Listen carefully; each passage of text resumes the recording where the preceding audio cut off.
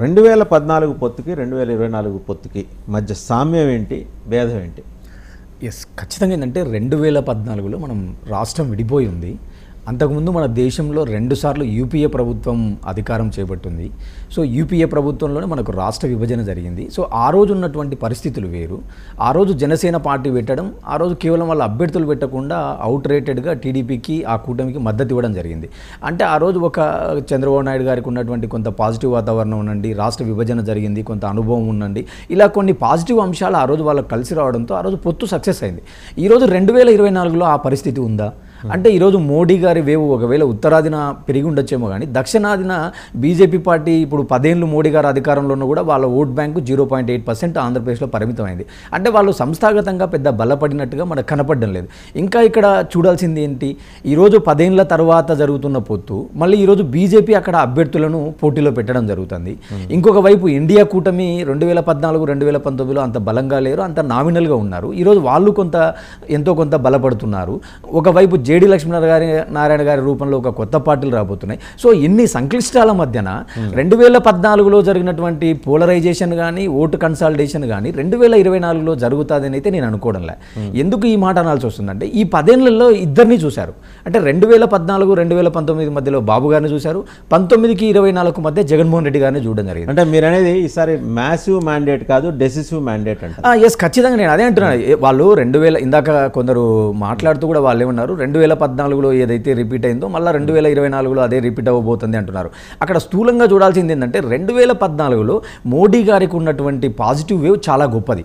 ఎందుకంటే అంతకుముందు యూపీఏ ప్రభుత్వం యూపీఏ 1, యూపీఏ 2లో జరిగినటువంటి అనేక స్కాములనండి, ప్రచారాలనండి ఏవైనా కానీ వాళ్ళ ప్రభ చాలా మసకబారింది.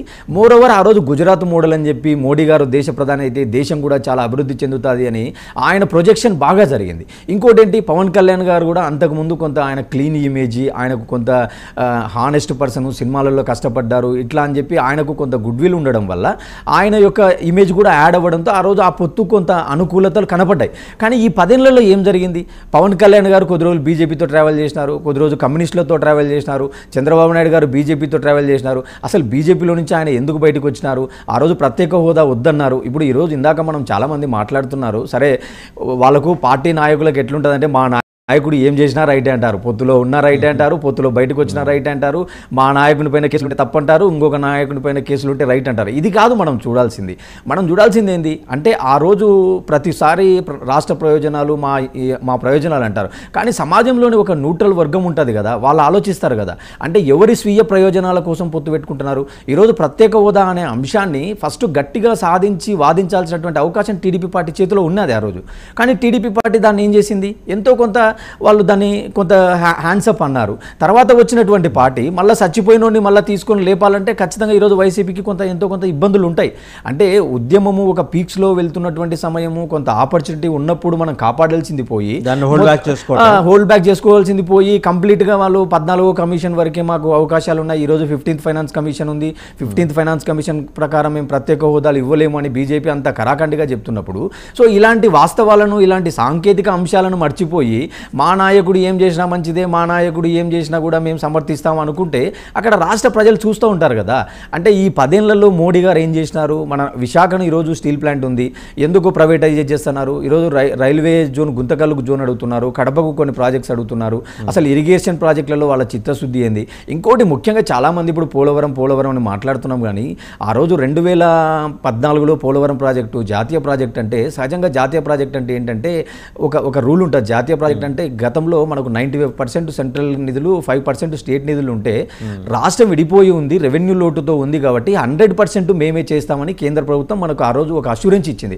అలాంటి 100% అష్యూరెన్స్ ఉన్నటువంటి ప్రాజెక్టును 16,000 కోట్ల లోటు బడ్జెట్ ఉన్నటువంటి చంద్రబాబు నాయుడు గారు తీసుకొని టేకప్ చేయడము, ఆ రోజు దేవినేని ఉమా లాంటి వాళ్ళు 2018కి పోలవరం పూర్తి చేస్తాము రాసి పెట్టుకో అని జగన్ అని మాట్లాడిన వాళ్ళు మళ్ళీ ఈరోజు తిరిగి ఈరోజు ఒక జాతీయ ప్రాజెక్టుకు రూల్స్ కూడా మారిపోయినాయి. ఇప్పుడు జాతీయ ప్రాజెక్ట్ అంటే 75-25 వచ్చిన ఒక విషయం రామ్నాథ్ గారు, దేవినేని ఉమామహేశ్వరరావు గారి ఇంటిగ్రిటీని అయితే మనం సస్పెక్ట్ చేయగలం. ఎందుకంటే he was so committed in addressing Polavaram issue. ఆ డ్యామ్ దగ్గర ప్లాస్టిక్ కుర్చీ వేసుకుని కూర్చొని ఆయన పనులు పర్యవేక్షించారు. అదే నేను అదే అంతవరకు అంటే వ్యక్తిగతంగా కొందరిని తీసుకుంటే ఏ పార్టీలో ఉన్నా కొందరు పని అదే అంటే చెప్పబోతున్నాను. తర్వాత ఈ వైసీపీ కూడా 2022లో మేము కూడా పూర్తి చేస్తామని చెప్పి ఆనాటి జలవనరుల శాఖ మంత్రి అనిల్ కుమార్ యాదవ్ గారు కూడా మాట్లాడారు.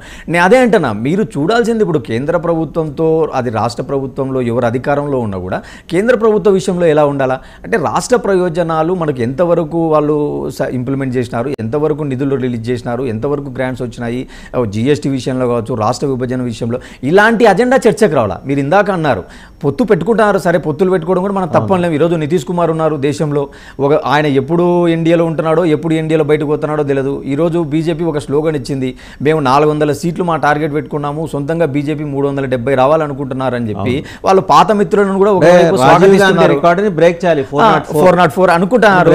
ఇప్పుడు ఆర్ఎల్డి వచ్చింది, తర్వాత ఇందాక అకాలీదళ్ కూడా రాబోతుంది, ఉద్ధవ్ ఠాక్రే ఎవరినైతే విభేదించారో ఆయన కూడా రావచ్చు అంటున్నారు. ఇప్పుడు మళ్ళీ నవీన్ పట్నాయక్ గారు కూడా ఆల్రెడీ అఫీషియల్ గా వాళ్ళు 2009 తర్వాత ఆయన మళ్ళీ అఫీషియల్ గా రావడం జరిగింది. అంటే నేనేమంటే బీజేపీ ఒక జాతీయ నాయకత్వం, వాళ్ళ వ్యూహాలు వాళ్ళకు ఉంటాయి. కానీ ఇక్కడ ఆలోచించాల్సింది ఒక లోటు బడ్జెట్ ఉన్న రాష్ట్రం, విడిపోయినటువంటి రాష్ట్రం కాబట్టి ప్రజలు కూడా ఆలోచిస్తారు. అంటే మీకు మీ వెస్టెడ్ ఇంట్రెస్ట్ ఉన్నప్పుడు మీకు కావాల్సినట్టు మీరు మీ పత్రికలలో మీరు రాసుకుంటున్నారు తప్ప అసలు రాష్ట్ర ప్రయోజనాలు మీకు మంచిగా అవకాశం ఉన్న రోజు మీరు ఎందుకు చేతులు ఎత్తేసినారు అనేటువంటి ప్రశ్న ఉత్పన్నం అవుతుంది కదా. ఇప్పుడు ఈరోజు వైసీపీ వాళ్ళు ప్రశ్నిస్తున్నారా లేకుంటే ఇంకొక పార్టీ ప్రశ్నిస్తుందా?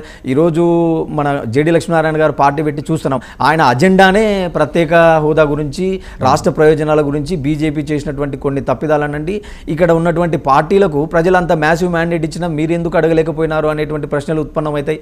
ఆ రోజు చంద్రబాబు నాయుడు గారికి అవకాశం ఉండి కూడా మీరెందుకు కోల్పోయినారు? మీరు ఇప్పుడు ఆయన కూడా ఏంటంటే ఇప్పుడు చూడాల్సింది ఏంటంటే మా నాయకుడు ఏం చేసినా రైట్ అనుకుంటే అల్టిమేట్గా నష్టపోయేది ప్రజలండి. ఆ రోజు ఇదే చంద్రబాబు నాయుడు గారు సన్మానం చేసినారు, ఇదే చంద్రబాబు నాయుడు గారు అరుణ్ జైట్లీ గారికి సన్మానాలు చేస్తారు కదండి. అవి కూడా రాష్ట్రంలోని ప్రజలు చూస్తారు కదా, మర్చిపోతారని ఎలా అనుకుంటారు? రవికిరణ్ గారు అంటే రామ్నాథ్ గారి సంశయం ఏంటంటే బీజేపీ ఇంటిగ్రిటీ ఎంత మేరకు ఉంది ఈ ప్రత్యేక హోదా విషయంలో? అంటే ఆయన ప్రశ్న సరే.